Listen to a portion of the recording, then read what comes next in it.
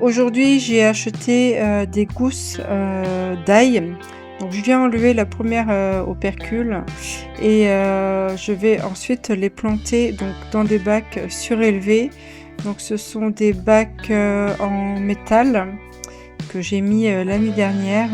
Donc ce que je fais, je viens placer les têtes, d'ail, la pointe vers le haut et je les recouvre, légèrement. Donc là, on peut voir que, je les mets avec, les fraisiers. Alors, il faut que je compose aussi avec les chats.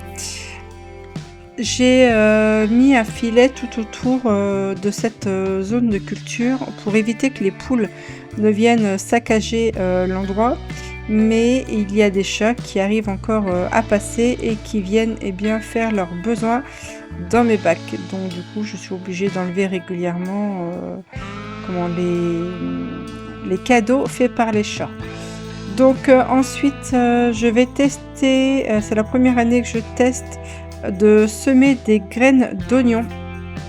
En temps ordinaire, je prends des bulbilles, mais là, j'avais ça comme graines qui me restait. Donc j'ai décidé de tout mettre et puis advienne que pourra.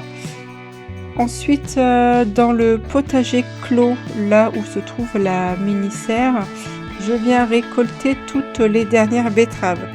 J'en ai eu énormément l'année dernière. Donc j'ai fait quelques bocaux avec, bien évidemment. On en a mangé aussi râpées, crues, cuites également. Donc les betteraves, c'est un légume qui passe très bien l'hiver, qui supporte les petites gelées comme j'ai eu par chez moi. Donc c'est vraiment un légume racine à avoir dans son potager. En plus, c'est facile de culture, ça ne demande pas forcément énormément d'entretien et ça supporte aussi les terres assez lourdes, puisque la mienne est une terre argileuse. Ça s'est vraiment bien plu ici. J'en profite aussi pour désherber toute la partie intérieure. Donc j'en ai fait une partie là. Ensuite, je vais ratisser un petit peu cet endroit. Donc on voit encore qu'il y a encore des coprets du Pérou qui ont fané sur place. Je vais les laisser là. Je ne les ai pas ramassés. On verra si ça pousse ou non.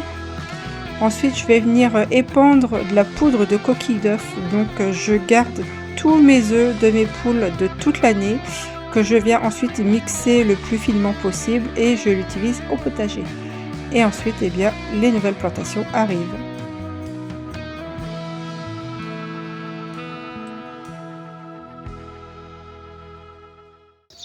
Bonjour et bienvenue au potager de Tasha. Donc aujourd'hui, dans cette vidéo, eh bien, nous allons planter des petits pois, enfin semer des petits pois, des graines que j'ai récoltées l'année dernière de mes propres plants. Je vais également mettre les bulbilles d'oignons en place. J'ai aussi fait il y a quelque temps un semis de graines d'oignons. Je n'avais pas encore testé les graines. Donc cette année c'est graines et bulbilles. Je vais également détransplanter des salades spontanées qui ont poussé à partir de graines des salades qui avaient monté l'année dernière. Donc il faut que je les retransplante aussi à différents endroits. Le poulailler est propre, il a été fait il y a quelques jours. Les abreuvoirs ont été changés puisque quand on va arriver sur les un peu plus beaux jours où il y a moins de risque de gelée, je passe sur des gros abreuvoirs d'au moins 5-10 litres pour la boisson. Comme ça, c'est plus facile en hiver en fait de mettre des petits bacs que je peux changer régulièrement plutôt qu'un gros abreuvoir qui est gelé et que je ne puisse pas nettoyer. Donc je fais un mix comme ça entre le printemps, l'été, l'automne et l'hiver.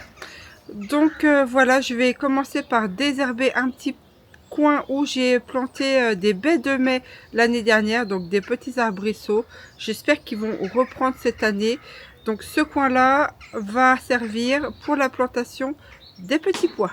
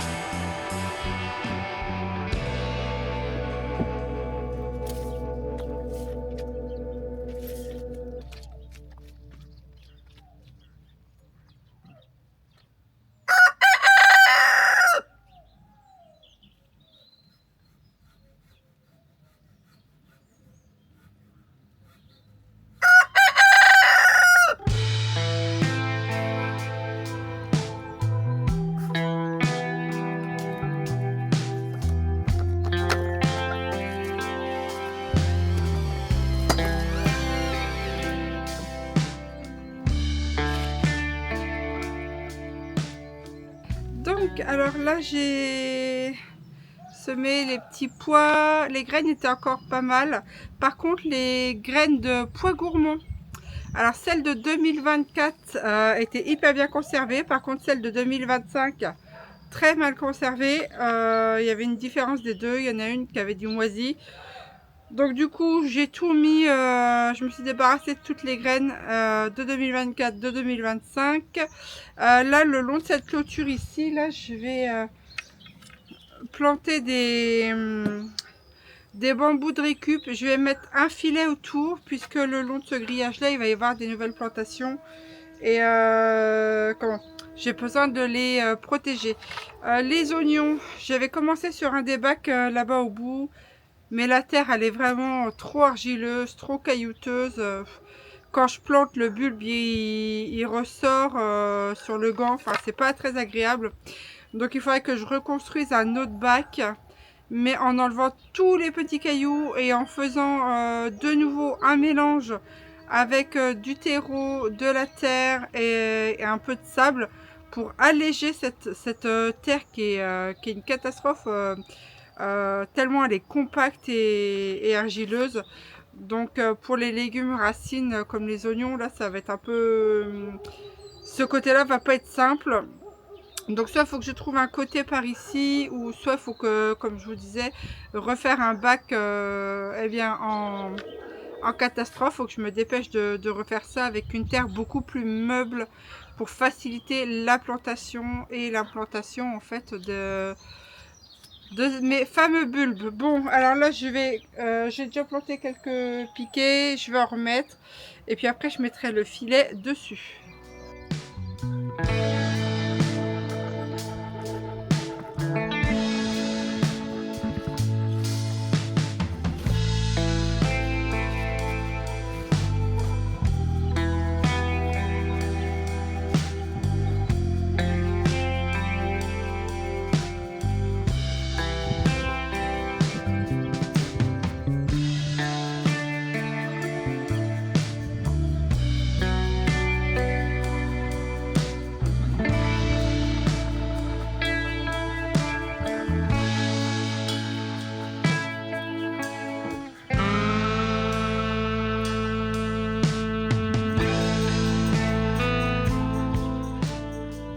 Donc j'ai remis une protection là tout le long avec des bambous et du filet qu'il me restait.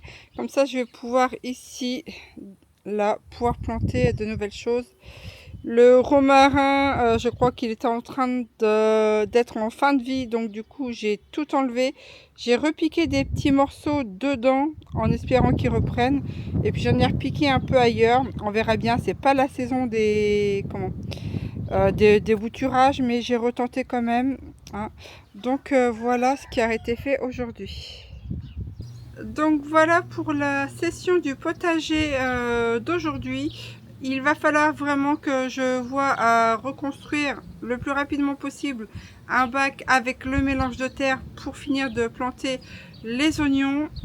Sur ce, je vous remercie d'avoir regardé cette vidéo. N'hésitez pas bien, à la liker, la partager, à vous abonner si ce n'est pas déjà encore fait. Je vous dis à très bientôt au potager de Tasha.